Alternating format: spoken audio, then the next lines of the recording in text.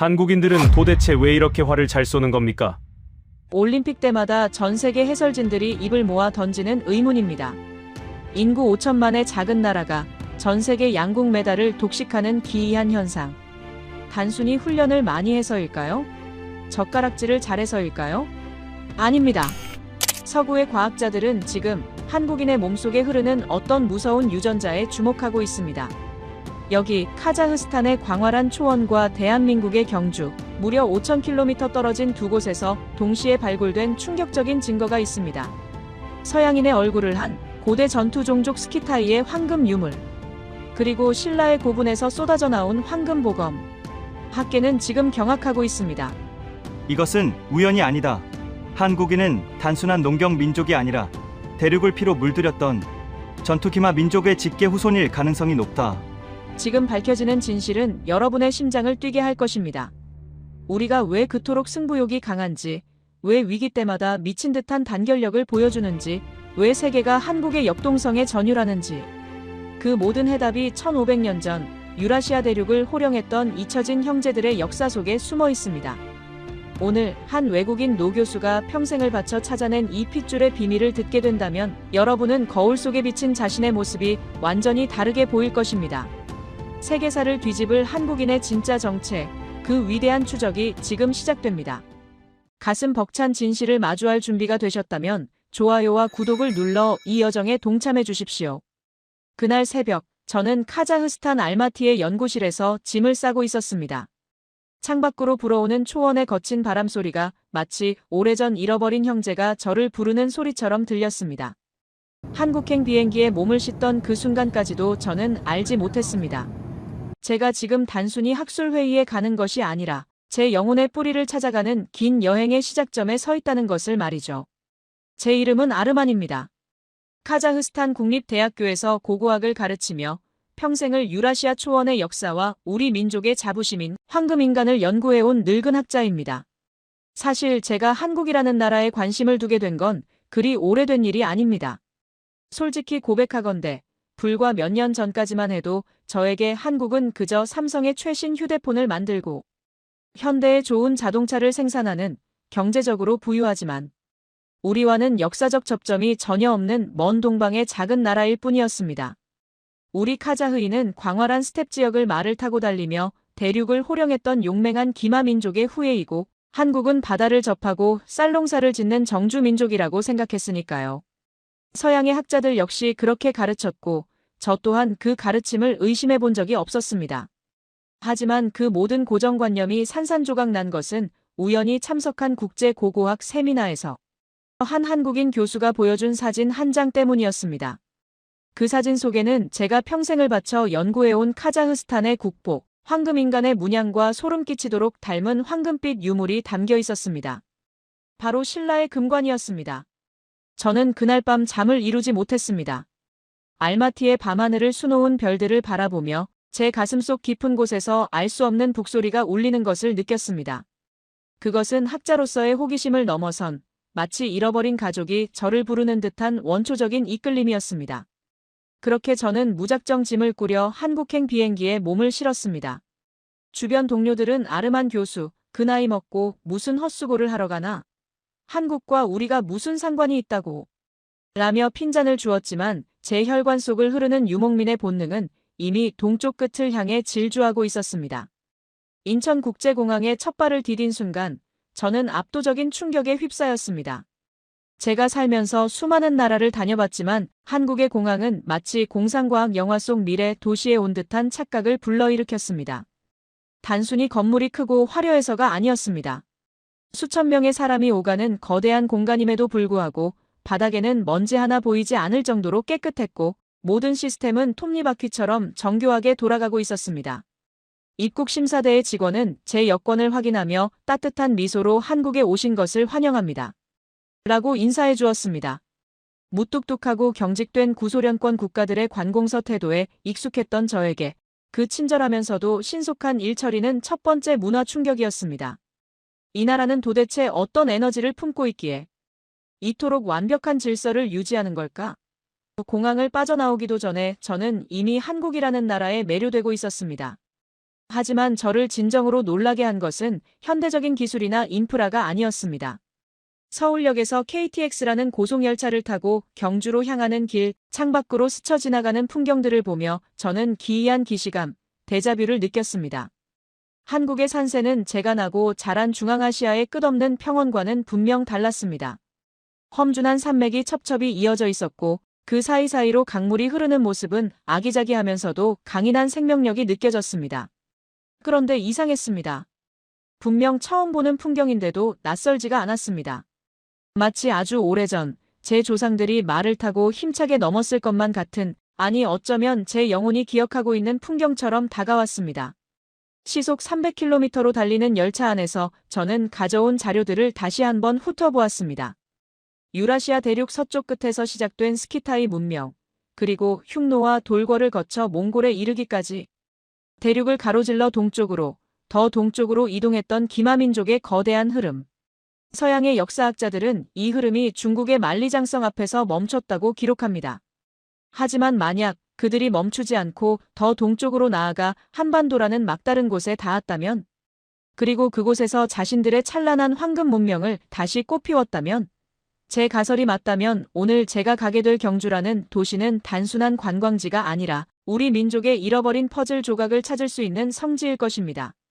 경주역에 도착했을 때 저를 맞이한 것은 초가을의 선선한 바람이었습니다. 하지만 그 바람 속에는 알마티의 초원에서 맡았던 것과 비슷한 흙내음이 섞여 있었습니다. 저는 마중 나온 한국인 가이드 김 선생의 안내를 받아 곧바로 대릉원이라는 곳으로 향했습니다. 차창 밖으로 기와지붕을 얹은 낮은 건물들이 보였고 도시는 전체가 하나의 거대한 박물관처럼 고즈넉한 분위기를 자아냈습니다. 김 선생은 유창한 러시아어로 제게 말을 걸었습니다. 교수님, 피곤하지는 않으십니까? 경주는 한국의 천년고도입니다. 교수님께서 찾으시는 해답이 이곳에 있을지 모르겠네요. 저는 그저 고개를 끄덕이며 창밖을 응시했습니다. 심장이 터질 듯 두근거려서 말을 잇기가 힘들 정도였습니다. 그리고 마침내 대릉원에 도착해 차에서 내리는 순간 저는 숨을 멈추고 말았습니다. 눈앞에 펼쳐진 광경은 제 상상을 초월하는 것이었습니다. 푸른 잔디로 뒤덮인 거대한 봉분들이 산처럼 솟아있었고 그 부드러운 곡선은 마치 어머니의 품처럼 혹은 웅크린 맹수처럼 웅장하게 대지를 누르고 있었습니다. 세상에. 저도 모르게 탄성이 터져나왔습니다.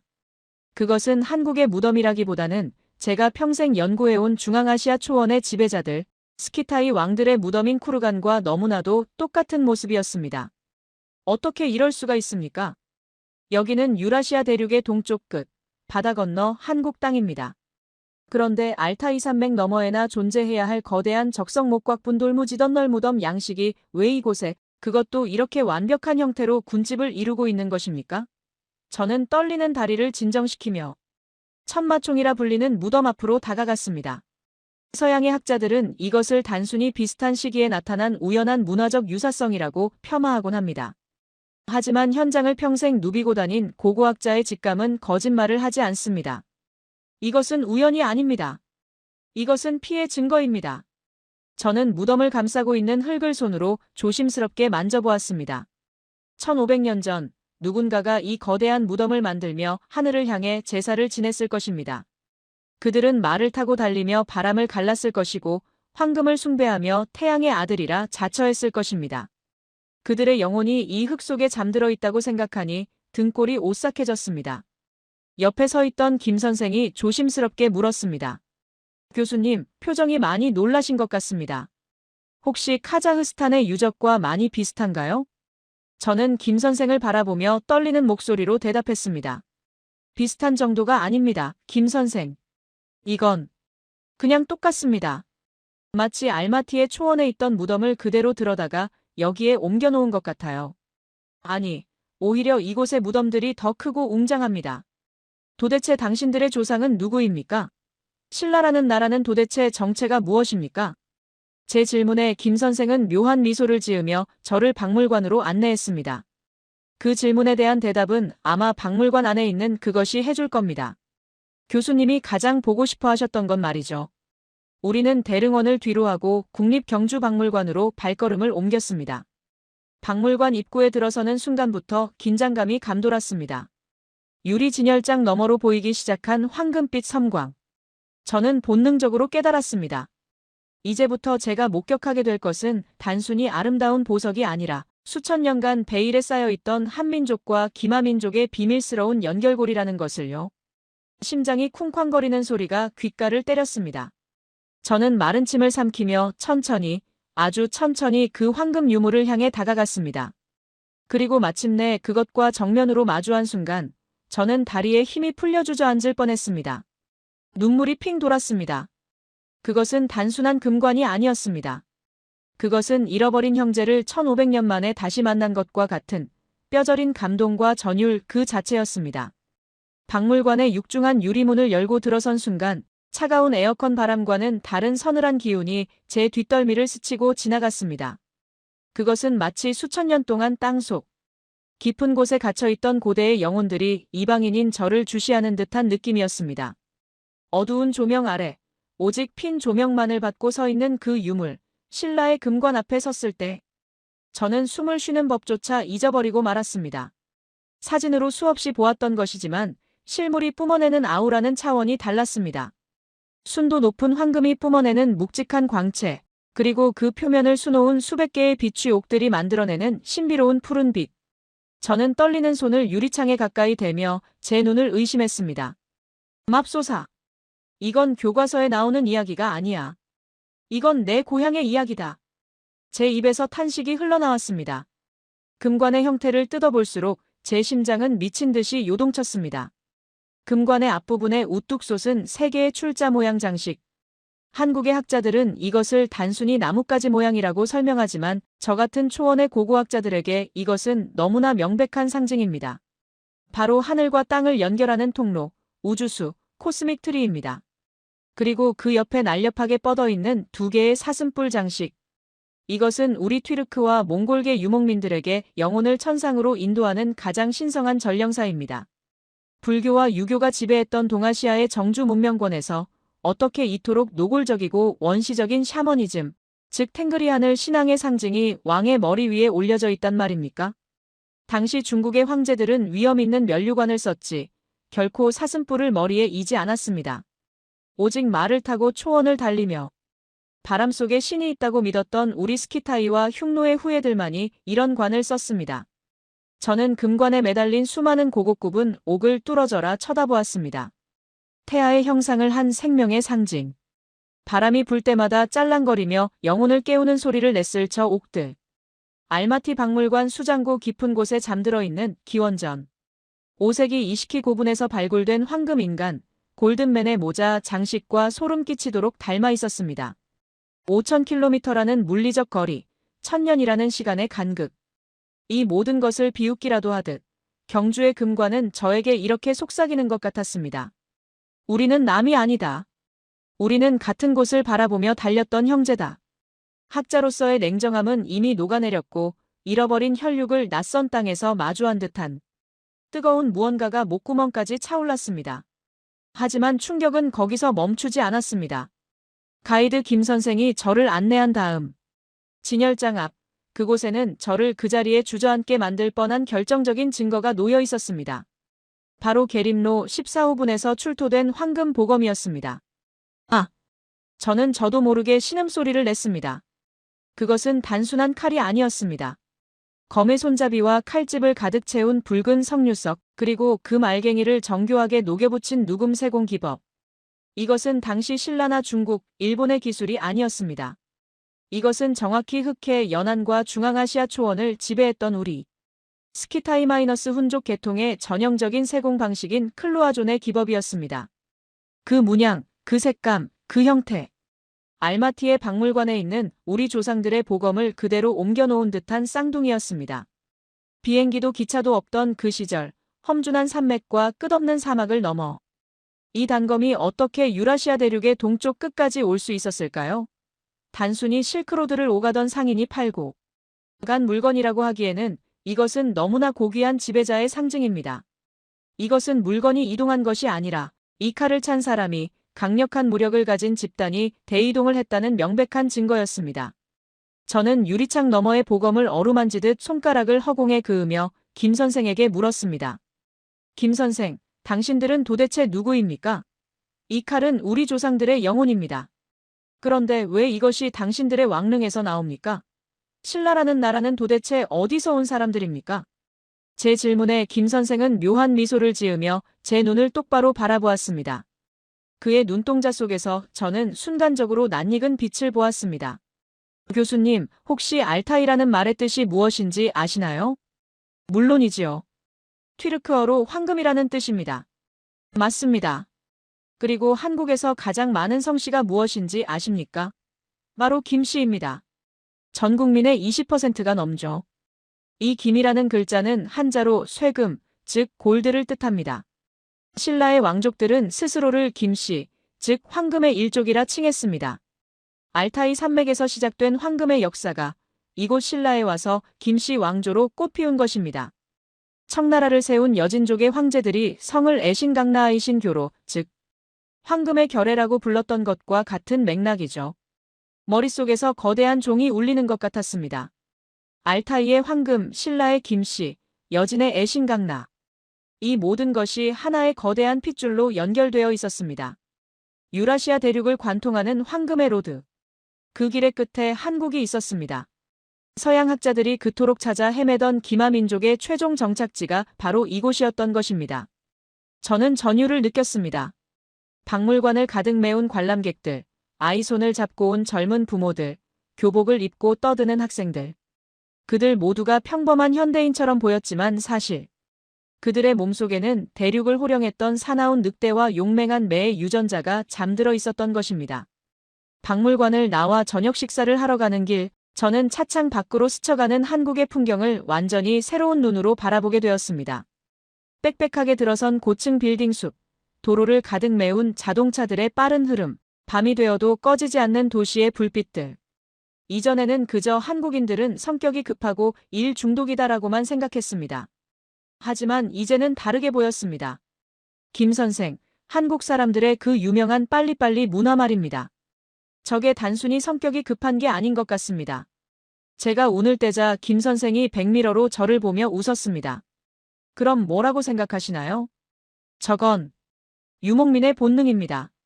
한 곳에 정착해서 농사만 짓던 사람들은 저런 속도를 낼 수가 없습니다. 계절이 바뀌기 전에 이동해야 하고 해가 지기 전에 천막을 쳐야 하고 적보다 먼저 말 위에서 활을 쏴야 생존할 수 있었던 기마민족의 기동성. 그 야생의 에너지가 현대사회에서 속도와 효율로 발현된 겁니다. 당신들은 양복을 입고 스마트폰을 들었을 뿐 영혼은 여전히 말을 타고 달리고 있는 겁니다. 김 선생은 크게 웃으며 고개를 끄덕였습니다. 교수님의 통찰력이 대단하십니다. 사실 우리도 몰랐던 우리의 모습을 이방인의 눈을 통해 다시 보게 되네요. 맞습니다. 그래서 우리는 활도 잘 쏘는가 봅니다. 그는 식당에 도착하자마자 자신의 스마트폰으로 영상 하나를 보여주었습니다. 올림픽 양궁 경기 장면이었습니다. 한국 선수가 시위를 당기고 화살이 관역의 정중앙 카메라 렌즈를 깨뜨리는 장면이었습니다. 하지만 제 눈에 들어온 것은 점수가 아니었습니다. 활을 쏘는 선수의 눈빛, 그 흔들림 없는 먹잇감을 노리는 맹수와 같은 집중력이었습니다. 그리고 김 선생이 덧붙인 설명은 저를 다시 한번 소름 돋게 했습니다. 교수님, 고구려 벽화나 신라 토기에 나오는 기마. 인물상을 보면 말 위에서 뒤로 돌아보며 활을 쏘는 장면이 나옵니다. 파르티안 사법이라고 하죠. 지금 한국 양궁 선수들이 세계를 제패하는 건 단순히 훈련량이 많아서가 아닙니다. 뼛속에 각인된 바람을 읽는 감각, 흔들리는 상황에서도 중심을 잡는 평형 감각. 그건 조상님들이 물려준 생존 키트 같은 겁니다. 식당의 뜨거운 불판 위에서 고기가 익어가는 소리를 들으며 저는 묘한 동질감에 휩싸였습니다. 고기를 구워 먹는 문화, 바닥에 앉아서 생활하는 문화, 그리고 술잔을 돌리며 형님, 아우하는 끈끈한 집단 문화. 이 모든 것이 우리 중앙아시아의 유목민들이 게르천막 안에서 나누던 정서와 너무나 닮아 있었습니다. 겉모습은 세련된 도시인이지만 그 내면에는 여전히 뜨거운 초원의 피가 펄펄 끓고 있는 사람들. 하지만 문득 한 가지 의문이 제 가슴을 찔렀습니다. 우리 중앙아시아의 유목민들은 역사 속에서 수없이 분열하고 외세의 침략에 섞이며 그 찬란했던 정체성을 많이 잃어버렸습니다.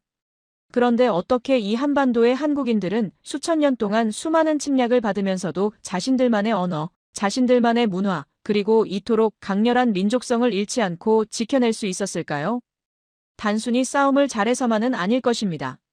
무력보다 더 강한 무언가가, 칼보다 더 단단한 정신적인 힘이 이들을 지탱해 온 것이 분명했습니다. 숙소인 호텔방에 들어와서도 저는 쉽게 잠들 수 없었습니다. 창밖으로 보이는 경주의 야경, 고분들 사이로 은은하게 비치는 달빛을 보며 생각에 잠겼습니다. 전투민족의 피만으로는 설명할 수 없는 한국인들만의 저력. 그것은 도대체 무엇일까? 내일 제가 가게 될 곳, 김 선생이 한국의 정신을 보여주겠다며 예고한 그 특별한 장소에서 저는 그 해답을 찾을 수 있을 것만 같았습니다. 야만적인 정복자가 아닌 사람을 널리 이롭게 한다는 고귀한 철학을 품은 전사들의 나라. 한국의 진짜 매력은 황금이 아니라 그 황금을 다루는 마음에 있다는 것을 깨닫게 될 줄은 그때의 저는 미처 알지 못했습니다. 다음 날 새벽 동이 트기도 전에 푸르스름한 어둠 속에서 김 선생이 저를 깨웠습니다. 교수님, 한국인이 가진 빨리빨리의 역동성, 그 이면에 숨겨진 진짜 무서운 저력을 보여드리겠습니다. 이건 박물관 유리장 안에 갇힌 유물이 아닙니다. 산 꼭대기에 숨겨진 기적을 보러 가시죠. 우리는 차를 타고 토암산이라 불리는 험준한 산길을 오르기 시작했습니다. 구불구불한 산길을 돌 때마다 차창 밖으로 보이는 동해의 검푸른 바다는 마치 용이 꿈틀거리는 듯한 기세를 뿜어내고 있었습니다. 솔직히 말해서 저는 큰 기대를 하지 않았습니다. 저는 전 세계의 수많은 유적지를 다녀본 사람입니다. 이집트의 피라미드, 그리스의 파르테논 신전, 그리고 중앙아시아의 수많은 사원을 보았습니다. 산 꼭대기에 있는 작은 암자가 대단하면 얼마나 대단하겠나 싶었죠. 차에서 내려 숲길을 걸어 올라가는 동안 차가운 새벽 공기가 폐부 깊숙이 들어왔고 숲에서 뿜어져 나오는 짙은 피톤치드 향이 머리를 맑게 해주었습니다. 하지만 석굴암이라는 인공 동굴의 입구에 들어서고 그 안에서 고요히 앉아 계신 본존불과 눈이 마주친 순간 제 오만한 생각은 산산조각이 났습니다. 저는 비명조차 지르지 못하고 그 자리에 얼어붙었습니다. 그곳에는 거대한 화강암 덩어리가 인간의 형상을 하고, 아니 신의 형상을 하고 앉아 있었습니다. 고고학자인 저는 돌의 성질에 대해 잘 압니다. 서양의 조각상들은 대부분 대리석으로 만들어집니다. 대리석은 무르고 부드러워서 조각하기가 비교적 쉽습니다. 하지만 화강암은 다릅니다. 이것은 다이아몬드 다음으로 단단하다는 돌 중의 돌입니다. 정을 잘못되면 불꽃이 튀고 조금만 힘을 잘못 주면 쩍하고 갈라져 버리는 조각가들이 가장 기피하는 재료입니다. 그런데 이 한국에 1200년 전 신라의 석공들은 그 무시무시한 화강암을 마치 밀가루 반죽 주무르듯 깎아 놓았습니다. 부처님의 얼굴을 보십시오. 근엄하면서도 자비롭고 강인하면서도 온화한 저 미소. 돌이라는 차가운 물성을 완전히 지워버리고 그 안에 따뜻한 피와 살을 채워 넣은 듯한 생동감. 옷자락의 주름 하나하나는 바람에 날리는 비단처럼 부드럽게 흘러내리고 있었고 손가락 마디마디의 곡선은 금방이라도 움직일 듯 섬세했습니다. 더욱 충격적인 것은 천장이었습니다. 수백 개의 돌을 짜 맞추어 만든 도형 천장. 접착제 하나 없이 오직 돌과 돌이 서로를 지탱하며 천년의 세월을 버티고 있는 저 기하학적인 완벽함은 현대 건축공학으로도 흉내내기 힘든 미스터리였습니다. 이건 불가능해요. 이건 인간의 영역이 아닙니다. 제가 떨리는 목소리로 중얼거리자 김 선생이 나지막이 설명했습니다. 교수님, 이마에 박힌 보석이 보이십니까? 동짓대. 해가 뜨면 가장 먼저 저 보석에 햇빛이 닿아 굴 전체를 황금빛으로 비춘다고 합니다. 신라의 장인들은 돌을 깎는 기술뿐만 아니라 천문학과 수학 그리고 기하학을 완벽하게 이해하고 있었던 겁니다. 우리 민족은 활을 쏘는 거친 야성만 가진 게 아닙니다. 무언가 하나를 만들어야겠다고 마음먹으면 뼈를 깎는 고통을 감내하며 끝을 보고야마는 무서운 집념, 우리는 그걸 장인 정신 혹은 은근과 끈기라고 부릅니다. 그 순간 저는 전율과 함께 무서운 깨달음을 얻었습니다. 어제 보았던 그 정교한 금관의 누금 기술, 그리고 1mm의 오차도 허용하지 않는 이 석굴암의 축조 기술. 이것이 어디서 뚝 떨어진 것이 아니었습니다. 한국인의 DNA 속에는 거친 대륙을 질주하던 매크로한 야성과 바늘구멍보다 작은 틈도 허용하지 않는 마이크로한 섬세함이 공존하고 있었던 것입니다. 아, 이제야 알겠습니다. 김 선생, 그래서 당신네 나라가 반도체를 잘 만드는군요. 쌀알만 한 칩 속에 수십억 개의 회로를 그려넣는 그 미친 듯한 기술이 갑자기 생긴 게 아니라 1000년 전 조상들이 돌을 깎던 그 손끝에서 나온 거였군요. 제 말에 김 선생은 빙그레 웃으며 고개를 끄덕였습니다. 맞습니다. 우리는 손으로 하는 건 뭐든 자신 있습니다. 쇠젓가락으로 콩을 집어 나르는 민족이니까요. 산을 내려오는 내내 저는 흥분을 가라앉힐 수가 없었습니다. 하지만 김 선생은 이제 과거의 영광을 보셨으니 그 피가 현대에 어떻게 흐르고 있는지 보여드리겠습니다라며 차의 방향을 동해안 남쪽으로 돌렸습니다. 1시간 남짓 달렸을까요? 눈앞에 펼쳐진 광경은 고요한 산사와는 정반대되는 굉음과 불꽃이 난무하는 철의 제국이었습니다. 우리는 울산의 거대한 조선소 앞에 도착했습니다. 차창 밖으로 끝없이 펼쳐진 골리앗 크레인들의 행렬. 63빌딩보다 더 큰 선박들이 도크 안에서 건조되고 있는 모습은 마치 거인들이 사는 세상에 온 소인국 사람이 된 듯한 압도감을 주었습니다. 용접공들이 튀기는 수만 개의 불꽃이 대낮에도 별처럼 반짝였고 쇠를 자르고 두드리는 소리는 대지를 울리는 심장 박동 소리 같았습니다. 저게 배란 말입니까? 저 거대한 쇳덩어리가 물에 뜬다고요? 입이 다물어지지 않았습니다. 제 고향 카자흐스탄은 내륙 국가라 바다를 볼 일이 거의 없습니다. 그런데 삼면이 바다인 이 나라 사람들은 바다를 단순히 바라보는 대상이 아니라 정복해야 할 영토로 인식하고 있었습니다. 김 선생이 자랑스럽게 말했습니다. 한국은 자원 하나 나지 않는 나라입니다. 기름 한 방울 안 나고 철광석도 다 수입하죠. 하지만 우리는 세계 1위의 조선 강국입니다. 맨 땅에서 오직 사람의 기술과 땀으로 전 세계 물동량의 절반을 실어 나르는 배를 만듭니다. 교수님, 아까 보셨던 신라의 금관이 아름다움이었다면 지금 보시는 저 배들은 한국인의 생존 본능이자 현대판 말입니다. 저는 차에서 내려 그 웅장한 산업 현장을 멍하니 바라보며 생각에 잠겼습니다. 1500년 전 우리 조상들은 말을 타고 유라시아 초원을 달렸습니다. 말은 우리의 다리였고 우리의 생명이었습니다. 그런데 여기 이 동쪽 끝의 형제들은 말 대신 강철로 만든 거대한 배를 타고 5대양 6대주를 달리고 있는 것입니다. 엔진은 말의 심장이었고 프로펠러는 말의 발굽이었습니다.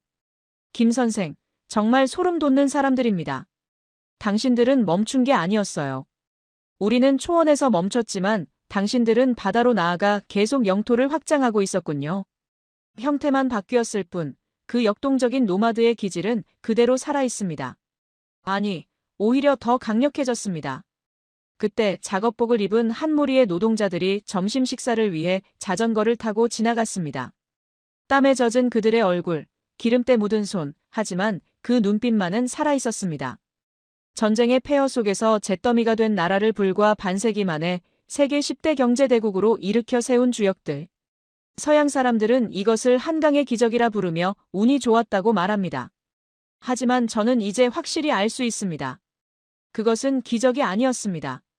그것은 수천 년간 척박한 환경과 외세의 침략 속에서 단련된 죽기 살기로 하면 안 되는 게 없다는 무서운 오기와 돌파력이 현대 산업사회에서 폭발한 결과였습니다. 그런데 김 선생, 궁금한 게 있습니다. 왜 이렇게까지 치열하게 사는 겁니까? 단순히 돈을 벌기 위해서입니까? 아니면 남을 이기기 위해서입니까? 제 질문에 김 선생은 잠시 침묵하더니 진지한 표정으로 저를 바라보았습니다. 그리고 한국인들의 정신세계 가장 깊은 곳에 있는 뿌리를 꺼내 보였습니다. 교수님, 한국인들의 건국 신화에 나오는 이념이 뭔지 아십니까? 바로 홍익인간입니다. 널리 인간 세상을 이롭게 한다는 뜻이죠. 우리는 남을 침략해서 뺏는 제국주의를 한 번도 해본 적이 없습니다. 우리는 침략을 당하면 미친 듯이 싸우지만 남을 먼저 공격하진 않습니다. 우리가 이렇게 기술을 개발하고 배를 만드는 건 우리 가족을 먹여 살리고 나아가 우리 기술로 세상을 더 편리하게 만들고 싶다는 일종의 책임감 같은 겁니다. 한국의 가전제품, 한국의 자동차, 한국의 K-팝이 전 세계에서 사랑받는 이유도 그 밑바닥에 사람에 대한 따뜻한 관심이 깔려있기 때문일 겁니다. 홍익인간. 저는 그 단어를 입안에서 몇 번이나 굴려보았습니다. 칼과 활로 세상을 정복하려 했던 우리 스키타이. 패도와는 다른 기술과 문화로 세상을 이롭게 하려는 왕도의 길. 우리 중앙아시아의 유목민들은 강력했지만 결국 흩어지고 말았습니다. 하지만 한국인들은 강력하면서도 따뜻했기에 수천 년의 세월을 견디고 이렇게 번영할 수 있었던 것이 아닐까요? 그날 밤 호텔방으로 돌아온 저는 쉽게 잠들 수 없었습니다. 창밖으로 보이는 울산의 산업단지 야경은 마치 거대한 보석함을 엎어놓은 듯 황홀했습니다. 저는 일기장을 펼쳐 떨리는 손으로 이렇게 적었습니다. 나는 이곳에서 잃어버린 과거를 찾으러 왔다가 인류가 나아가야 할 미래를 보았다. 한국인은 차가운 쇠와 딱딱한 돌을 다루지만 그 안에는 누구보다 뜨거운 휴머니즘이 흐르고 있다. 이들은 21세기의 새로운 기마민족이다. 칼 대신 반도체를, 말 대신 거대한 선박을 타고 전 세계인의 마음을 정복하고 있다. 그리고 그 정복은 피를 흘리는 정복이 아니라 모두를 살리는 상생의 정복이다. 가슴이 벅차올랐습니다. 하지만 제 여정의 하이라이트는 아직 남아 있었습니다. 김 선생은 마지막 날 저에게 한국인들이 왜 그토록 정에 목숨을 거는지, 그리고 제가 처음에 공항에서 느꼈던 그 따뜻한 환대의 근원이 무엇인지를 보여주겠다고 했습니다. 그것은 거창한 박물관이나 웅장한 공장이 아닌 아주 평범한 어느 시골 마을에서의 소박한 경험이었습니다. 그리고 그곳에서 저는 제 평생 흘릴 눈물을 단 하루 만에 다 쏟게 됩니다. 차가운 이성을 가진 학자의 가면을 벗어던지고 뜨거운 형제애를 느끼며 울부짖게 될 그날의 이야기가 기다리고 있었습니다. 울산의 거대한 철의 제국에서 느꼈던 압도적인 전율을 뒤로하고 김 선생이 저를 이끈 곳은 경상북도의 깊은 산골, 안동의 어느 오래된 종가 마을이었습니다. 굽이치는 낙동강 물줄기를 따라 차가 깊숙한 내륙으로 들어갈수록 창밖의 풍경은 시시각각 변해갔습니다. 조금 전까지 보았던 하늘을 찌를 듯한 크레인과 굉음은 온데간데 없이 사라지고 마치 시간이 멈춘 듯한 고요한 정막만이 우리를 감쌌습니다. 마을 입구에 들어서자 수령이 수백 년은 좋게 되어 보이는 늙은 소나무들이 굽은 허리로 우리를 맞이했습니다. 그리고 그 너머로 흙담 위로 고개를 내민 기와 지붕들의 부드러운 곡선이 눈에 들어왔습니다. 저는 그 곡선을 보는 순간 가슴 한구석이 찌릿해져 옴을 느꼈습니다. 하늘을 향해 날카롭게 솟구친 서양의 고딕 양식이나 중국의 위압적인 건축물과는 달랐습니다. 뒷산의 능선을 거스르지 않고 자연스럽게 흘러내리는 저 지붕의 선. 그것은 우리 유목민들의 영원한 안식처인 게르의 둥근 지붕을 닮았고 어머니의 젖가슴처럼 완만한 초원의 언덕을 닮아 있었습니다. 자연을 정복하지 않고 자연의 일부가 된다. 이것이 우리 탱그리 하늘 신앙의 핵심인데 이역만리 떨어진 한국 땅의 건축물에서 그 겸손한 정신을 마주하게 될 줄은 몰랐습니다. 우리가 도착한 곳은 하회마을이라 불리는 곳의 어느 종갓집 사랑채였습니다. 삐걱거리는 대문을 열고 들어서자 마당 한가운데서 장작불 타는 냄새가 훅 끼쳐왔습니다. 그 매캐하면서도 구수한 냄새는 순식간에 저를 50년 전 카자흐스탄의 시골 할머니 댁으로 데려다 놓았습니다. 그리고 마루 위 하얀 못이 적삼을 입고 정좌하고 계신 백발의 노인을 마주한 순간 저는 숨을 들이켜야 했습니다. 그분의 얼굴은 30년 전 돌아가신 제 친할아버지와 소름 끼치도록 똑같았기 때문입니다. 세월의 풍파를 견뎌낸 깊게 패인 주름, 고집스러워 보이면서도 인자한 인매, 그리고 무엇보다 툭 튀어나온 광대뼈 아래로 빛나는 저 갈색 눈동자. 서양인도 중국인도 아닌 오직 북방 기마민족의 후예들만이 가질 수 있는 그 독특한 골격과 눈빛. 저는 순간적으로 다리에 힘이 풀려 마당에 주저앉을 뻔했습니다. 저도 모르게 입술이 떨렸습니다. 할아버지, 먼 길 오느라 고생 많았소. 어서 들어오시게. 노인의 목소리는 낮고 굵었지만 봄날의 햇살처럼 따뜻했습니다. 그는 저를 낯선 외국인 관광객으로 대하지 않았습니다. 마치 명절을 맞아 오랜만에 고향 집을 찾은 손자를 대하듯 툇마루로 내려와 제 거친 손을 덥석 잡았습니다. 그 손바닥의 굳은 살과 온기가 제 손을 통해 전해지는 순간 저는 왈칵 눈물이 쏟아질 것만 같았습니다. 방 안으로 들어서자 아랫목에 따뜻한 기운이 얼었던 몸을 녹여주었습니다. 한국 고유의 난방 방식인 온돌이라고 했습니다. 신발을 벗고 바닥에 앉아 엉덩이로 전해지는 그 훈훈한 열기를 느끼며 저는 비로소 깨달았습니다. 의자 생활을 하는 서양인들은 결코 이해할 수 없는 대지와 맞닿아 쉴 때만 느낄 수 있는 이 편안함. 우리는 같은 땅의 기운을 받고 사는 민족이었던 것입니다. 잠시 후 밥상이 들어왔습니다. 상다리가 휘어질 듯한 화려한 궁중 요리는 아니었습니다. 하지만 그것은 세상에서 가장 귀한 밥상이었습니다. 뚝배기에서 보글보글 끓으며 구수한 향기를 뿜어내는 된장찌개, 텃밭에서 방금 따온 듯 싱싱한 고추와 상추, 그리고 노릇하게 구워진 고등어 한 마리와 하얀 쌀밥. 김 선생은 이것이 한국인의 집밥이라고 했습니다. 저는 떨리는 손으로 숟가락을 들어 된장찌개 국물을 한 입 떠먹었습니다. 입안 가득 퍼지는 짭조름하고 깊은 감칠맛. 그 순간 제 혀끝에서 잊고 있던 기억이 폭발했습니다. 이 맛은, 그것은 우리 카자흐스탄 유목민들이 양젖을 발효시켜 만든 쿠르트의 쿰쿰한 향과 어머니가 양고기를 푹 삶아 끓여주시던 고기 국물의 깊은 맛이 절묘하게 섞여 있는 맛이었습니다. 처음 먹어보는 음식인데도 제 몸의 세포 하나하나가 이 맛을 기억하고 환호하고 있었습니다. 이것은 단순한 미각의 기억이 아니었습니다. 수천 년 전 같은 솥에 밥을 지어 먹던 유전자의 기억이었습니다. 그때 노인이 젓가락도 쓰지 않고 맨손으로 고등어 살을 발라 제 밥그릇 위에 척 얹어주셨습니다. 많이 드시게. 한국 사람은 밥심으로 산다네. 밥을 같이 먹어야 비로소 식구가 되는 거야. 식구. 밥을 같이 먹는 입. 그 말이 제 가슴을 강하게 때렸습니다. 위생을 따지며 개인 접시를 쓰는 서양의 식사 예절과는 달랐습니다. 자신의 손으로 직접 생선을 발라주는 저. 투박한 행위 속에 말로 다 할 수 없는 깊은 애정과 관심이 담겨 있었습니다. 우리 카자흐스탄에서도 손님이 오면 양을 잡아 가장 맛있는 부위를 손님 입에 직접 넣어주는 풍습이 있습니다. 낯선 이방인을 경계하는 대신 자신의 밥상을 내어주고 무방비 상태로 밥을 나누는 이 문화. 이것이야말로 척박한 초원에서 서로를 의지하며 살아남았던 기마. 민족 특유의 끈끈한 형제애가 아니고 무엇이겠습니까? 식사가 끝나고 숭늉을 마시며 속을 달래고 있을 때 노인이 대추차를 내어주며 저를 빤히 바라보셨습니다. 자네, 눈매가 꼭 내 젊었을 적 보는 것 같구만. 고향이 어디라고 했나? 카자흐스탄입니다, 어르신. 중앙아시아에 있는 초원의 나라입니다. 카자흐스탄. 거기도 우리처럼 아이를 낳으면 엉덩이에 푸른 점이 있는가? 순간 저는 들고 있던 찻잔을 떨어뜨릴 뻔했습니다. 방 안의 공기가 일순간 멈춘 듯 했습니다. 푸른 점. 몽고반점, 몽골리안 스팟을 말씀하시는 것이었습니다. 우리 카자흐스탄의 아이들은 태어날 때 엉덩이에 짙은 푸른 점을 가지고 태어납니다.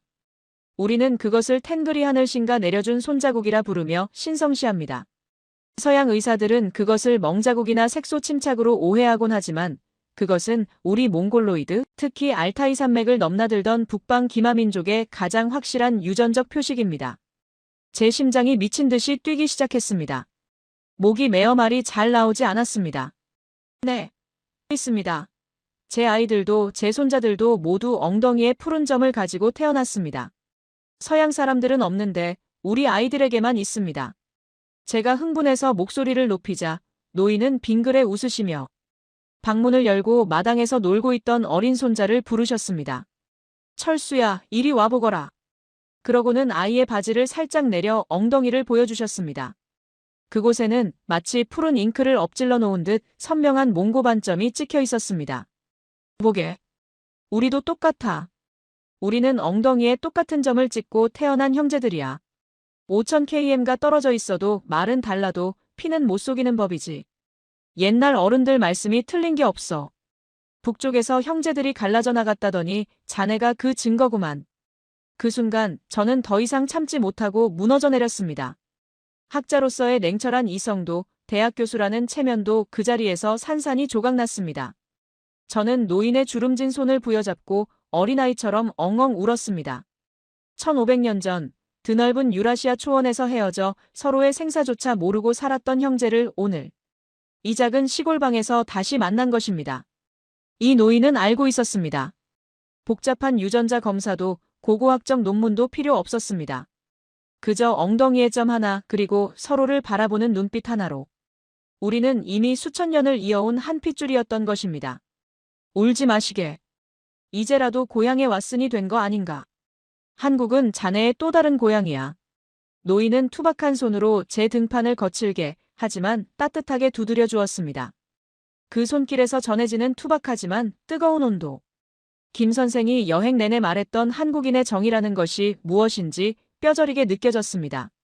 정은 단순히 친절한 것이 아니었습니다. 정은 너와 내가 남이 아니다라는, 너의 아픔이 나의 아픔이고 너의 배고픔이 나의 배고픔이라는 지독하고 끈끈한 일체감이었습니다.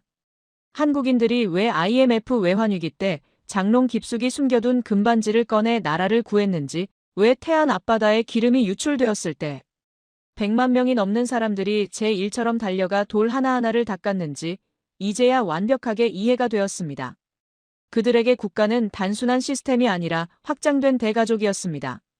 내 형제가, 내 집안이 어려움에 처했으니 돕는 것은 계산이 필요 없는 당연한 본능이었던 것입니다.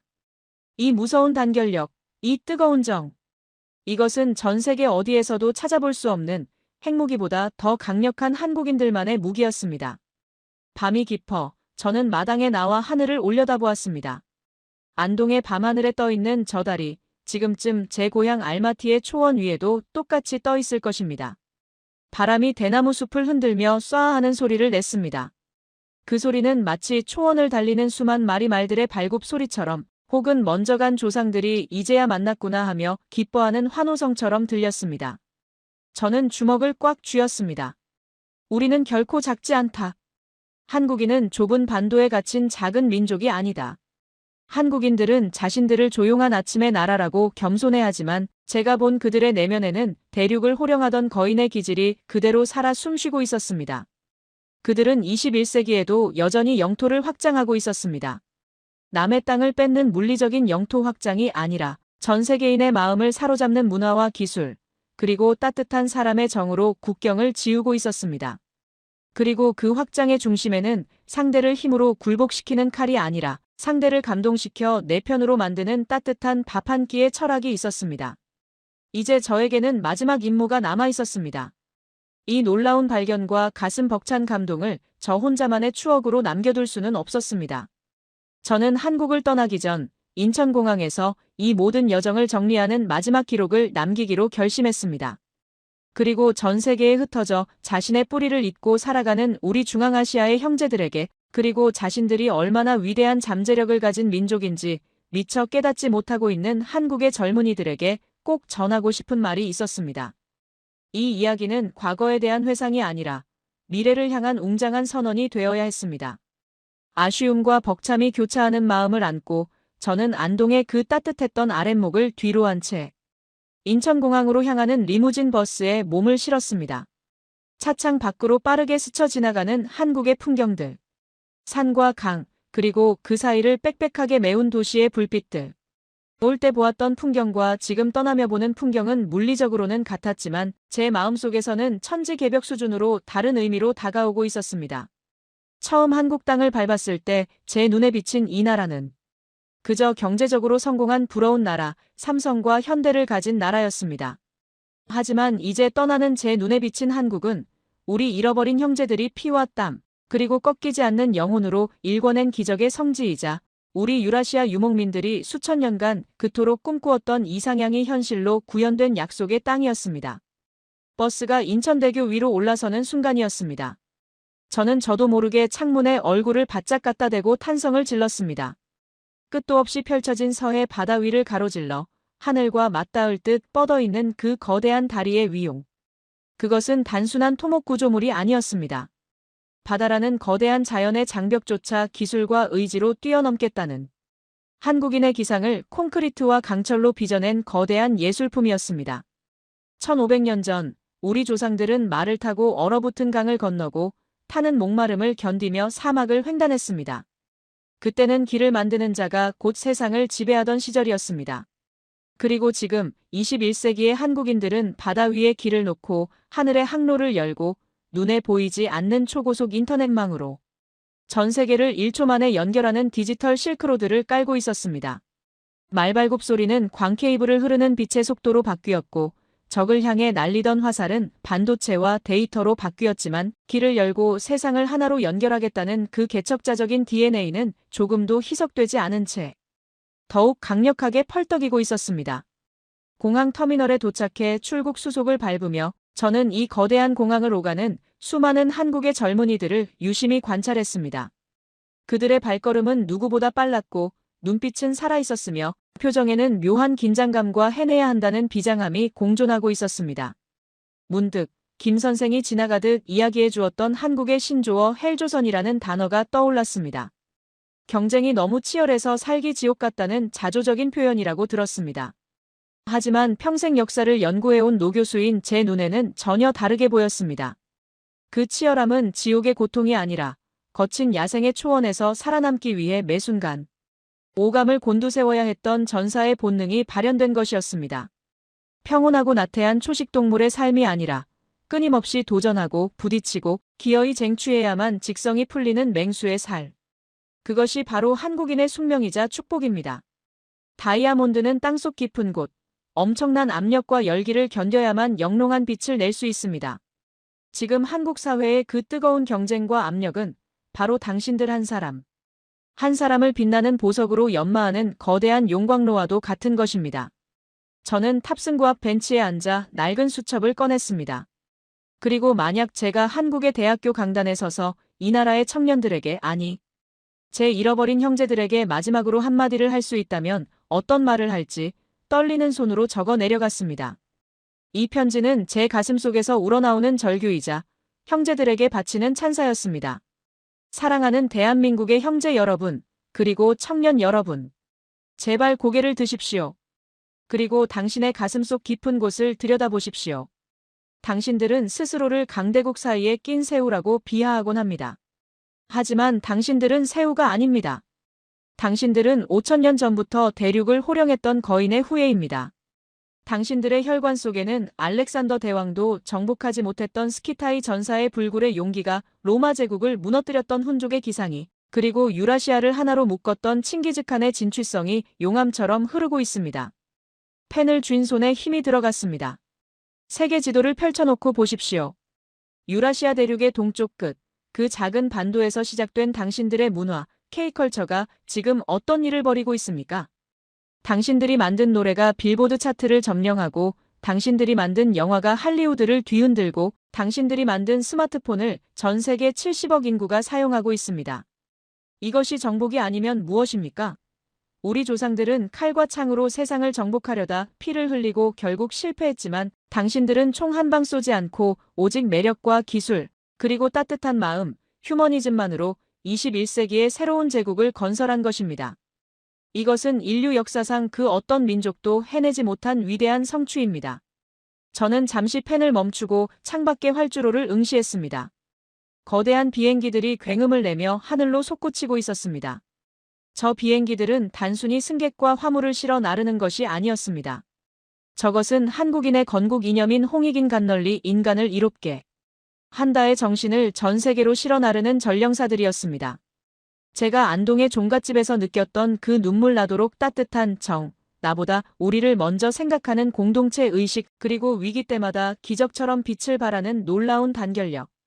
이것이야말로 극단적인 개인주의와 삭막한 경쟁에 지친 현대 문명의 전 세계인들이 그토록 간절히 원하고 있는 치유의 백신입니다.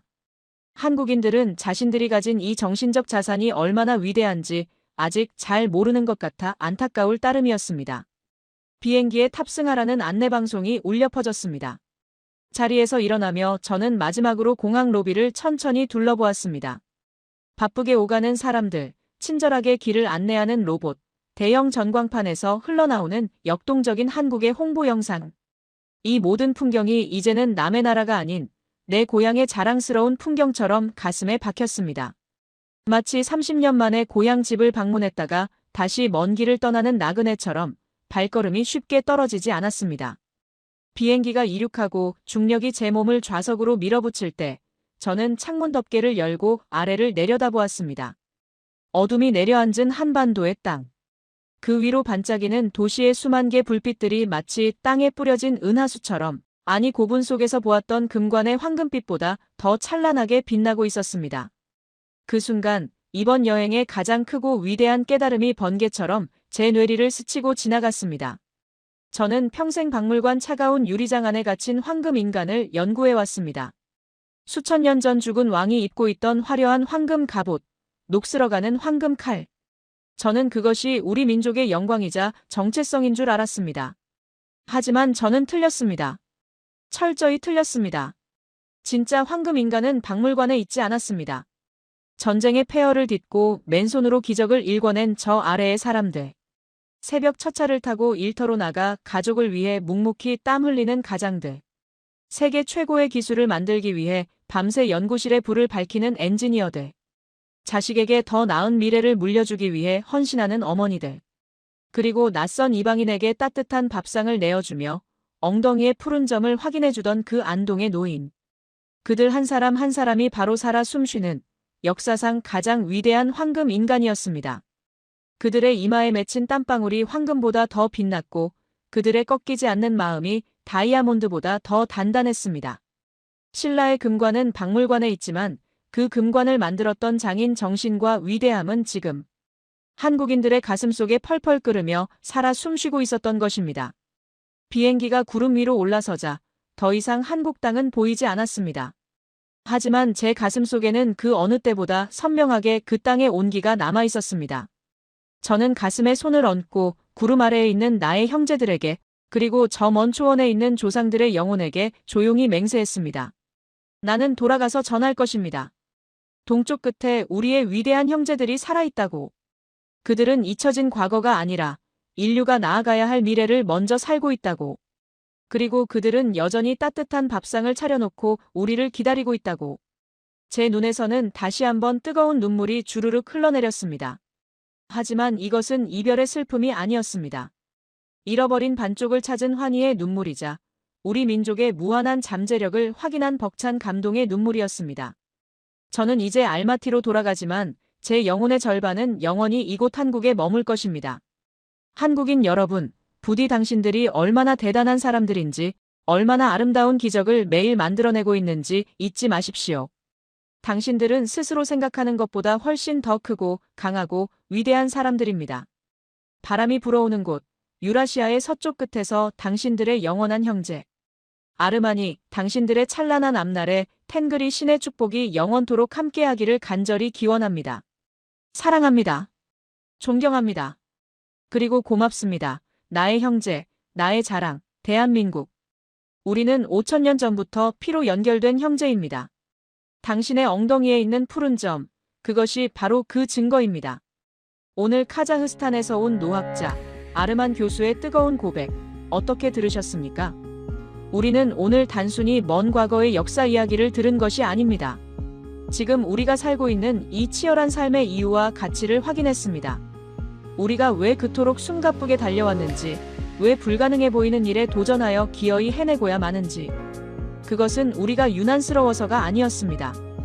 우리 몸속에 흐르는 5,000년 기마민족의 개척자 DNA와 위대한 야성이 여전히 살아 숨쉬고 있기 때문이었습니다.